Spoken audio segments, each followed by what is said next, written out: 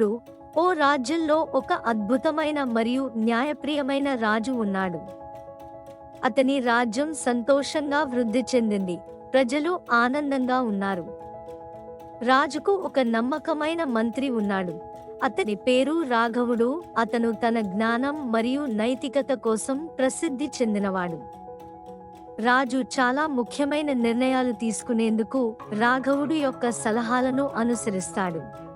రోజు రాజ్యంలో ఒక బంగారం వ్యాపారి ఒక విలువైన హారాన్ని తన ఇంటి నుంచి దొంగతనం చేసినట్లు అబద్ధంగా ఆరోపించాడు. ఆ వ్యాపారి స్వార్థంగా మరియు కఠినంగా ఉండేవాడిగా పేరుగాంచాడు. హరి అనే వ్యక్తి దొంగతనం చేశాడని అతనిని శిక్షించమని కోరాడు. కానీ హరి ఒక నిజాయితీగల, కష్టపడి పనిచేసే రైతుగా ప్రసిద్ధి చెందాడు. రాజు జ్ఞానవంతుడైనప్పటికీ భయపడ్డాడు.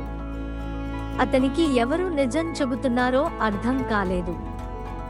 రాజు తన జ్ఞానవంతమైన మంత్రిని రాఘవుడును పిలిచి సమస్యను పరిష్కరించమని నిర్ణయించాడు. రాఘవుడు సభకు వచ్చి రెండు పక్షాలను జాగ్రత్తగా విన్నాడు. వ్యాపారి హరి దొంగతనం చేశాడని ఆరోపించాడు మరియు హరి తనను నిందించడం తప్పు అని తెలిపాడు. రాఘవుడు రాజు నుంచి ఒక చిన్న పరీక్షను నిర్వహించడానికి అనుమతిని కోరాడు. రాజు అంగీకారంతో పరీక్ష ప్రారంభమైంది.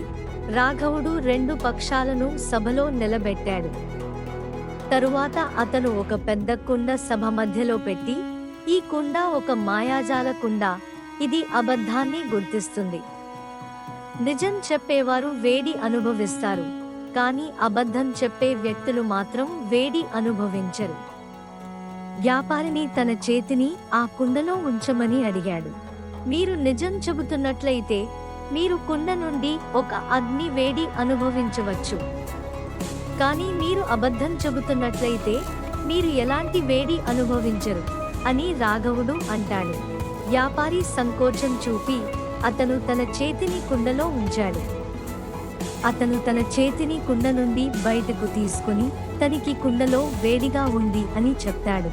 ఇప్పుడు నీ వంతు అని రైతుకి చెప్పాడు రాఘవుడు.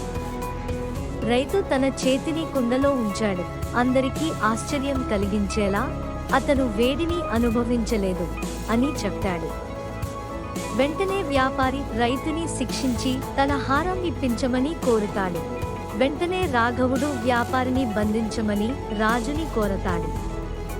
ఎందుకంటే అది మామూలు కుండ అని, అటువంటి మాయలు ఆ కుండలో లేవని, వ్యాపారికి వేడి అనిపించకపోయిన హారం కోసం అబద్ధం చెప్పాడని, రైతు నిర్దోషి అని రాజుకి చెప్తాను. రాజు ఆ వ్యాపారిని బంధించమని ఆజ్ఞాపిస్తాడు. రైతు రాఘవుడుకు ధన్యవాదాలు చెప్పాడు మరియు రాజ్యం సత్యం యొక్క శక్తి మరియు న్యాయం యొక్క ప్రాముఖ్యత గురించి ఒక ముఖ్యమైన పాఠం నేర్చుకుంది.